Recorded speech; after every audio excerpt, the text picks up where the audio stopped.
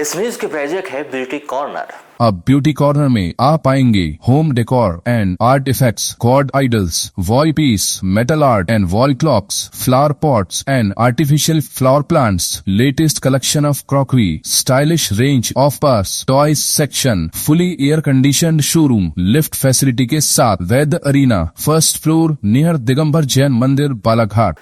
भारत की communist party माओवादी के Maharashtra, Madhya Pradesh, Chhattisgarh special zonal committee के प्रवक्ता अनंत ने अब यह कहा है कि माओवादी 1 जनवरी 2026 को हथियार छोड़ेंगे।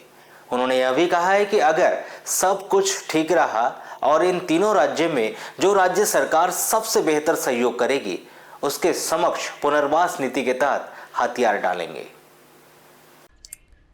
आपको बता दें कि गुरुवार 27 नवंबर की रात्रि फिर बालाघाट एक्सप्रेस को एक ईमेल भेजकर प्रवक्ता अनंत ने फिर कहा कि भारत की कम्युनिस्ट पार्टी माओवादी की Maharashtra, Madhya Pradesh, Chhattisgarh special zonal committee MMC के प्रवक्ता के तौर पर आप तीनों राज्यों के मुख्यमंत्री को एक और निवेदन पत्र जारी कर रहा हूं। उन्होंने कहा कि हम एमएमसी के तमाम साथी 1 जनवरी 2026 को सशस्त्र संघर्ष को अस्थायी रूप से विराम देकर हथियार त्याग कर सरकार के पुनर्वास को स्वीकार करते हुए समाज की मुख्य धारा में शामिल हो जाएंगे। तब तक तीनों राज्यों की सरकारों से हमारा अनुरोध है कि वे संयम बरतें और उक्त तारीख तक सुरक्षा बलों के अभियानों को पूरी तरह से रोक दें।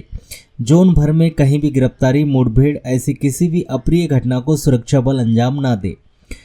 उन्होंने आगे कहा कि इस बीच हम जोन भर के बिखरे तमाम हमारे साथियों से संपर्क स्थापित करने की कोशिश करेंगे।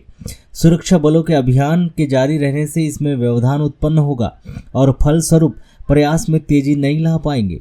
हम टुकड़ों टुकड़ों में हथियार छोड़कर आने के बजाय एक साथ या फिर कहे कि एक बड़ी तादाद में सरकार के पुनर्वास योजना को स्वीकार करके मुख्य धारा में आना पसंद करेंगे। माओवादी प्रवक्ता ने यह भी कहा कि जिस तरह से छत्तीसगढ़ में सतीश दादा और महाराष्ट्र में सोनू दादा के साथ हुआ था, हम उसी तरह तीनों में से किसी एक राज्य के मुख्यमंत्री अथवा गृह मंत्री के सामने हथियार छोड़कर मुख्य धारा में शामिल होना चाहते हैं।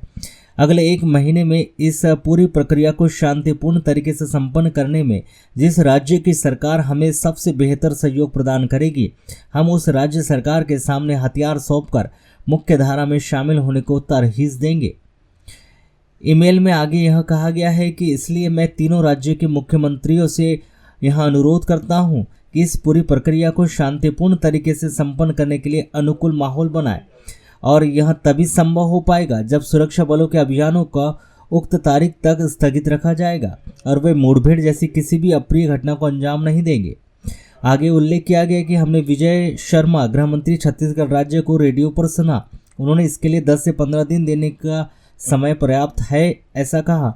हम उनकी प्रतिक्रिया का सम्मान करते हैं, किंतु इतना कम समय नाकाफी है।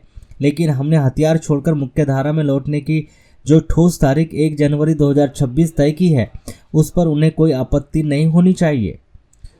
हम श्री विजय शर्मा जी के शुक्रगुजार है कि उन्होंने बयान में आगे कहा कि यदि हम कुछ ठोस प्रपोजल और मांगे रखना चाहते हैं तो सरकार उसे सुनेगी और पूरा करने का प्रयास भी करेगी। हम निश्चित ही सरकार के सामने कुछ ठोस प्रपोजल और मांगे भी रखना चाहेंगे, या हम मुख्य धारा में शामिल होने के ठीक पहले जो प्रेस विज्ञप्ति जारी करेंगे उसमें रखेंगे या फिर पुनर्वास के बाद रखेंगे। माओवादी प्रवक्ता ने आगे लिखा कि हमारे निवेदन पत्र पर जिस तरह से श्री विजय शर्मा जी की प्रतिक्रिया आई है, उस तरह से शेष 2 राज्य महाराष्ट्र और मध्य प्रदेश की सरकारों से हमें अब तक कोई आश्वस्त करने वाली प्रतिक्रिया नहीं मिली है।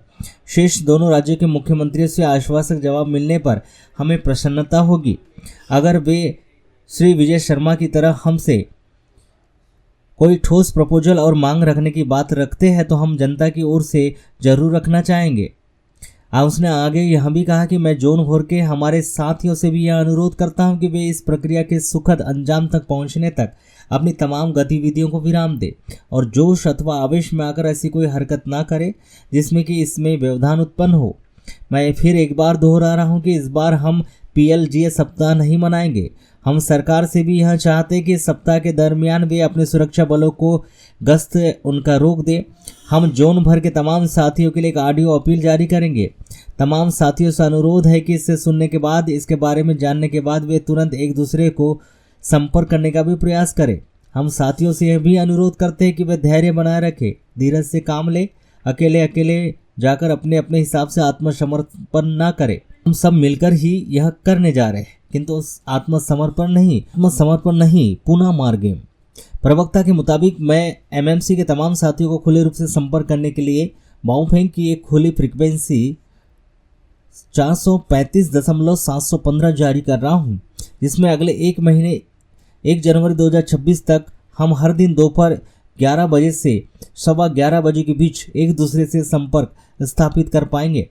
इसके अलावा भी हमारे बीच संपर्क की जो तय फ्रीक्वेंसी है उस पर तय समय पर चालू रखकर प्रयास करेंगे। साथियों, इसमें देर न करें, जितना जल्दी हो सके संपर्क करने का प्रयास भी करें। यह भी कहा गया है कि मैं तीनों राज्यों की सरकारों से अपील करता हूं कि वे उक्त बयान को अगले 2 दिनों तक रेडियो पर सांध्यकालीन प्रादेशिक समाचार से ठीक पहले अवश्य प्रसारित करें। हमारे साथियों से अपील करते हुए हम जो ऑडियो टेप जारी करेंगे उसे अगले 10 दिनों तक शाम के प्रादेशिक समाचार के ठीक पहले अवश्य प्रसारित करें। हमारे साथी अधिकतर सुबह व शाम के प्रादेशिक समाचार अवश्य सुनते हैं। इसके अनुसार हम जनप्रतिनिधि और पत्रकारों से गुजारिश करते हैं कि इस प्रक्रिया के पूरे होने तक वे इसी तरह हमसे सहयोग बनाए रखें।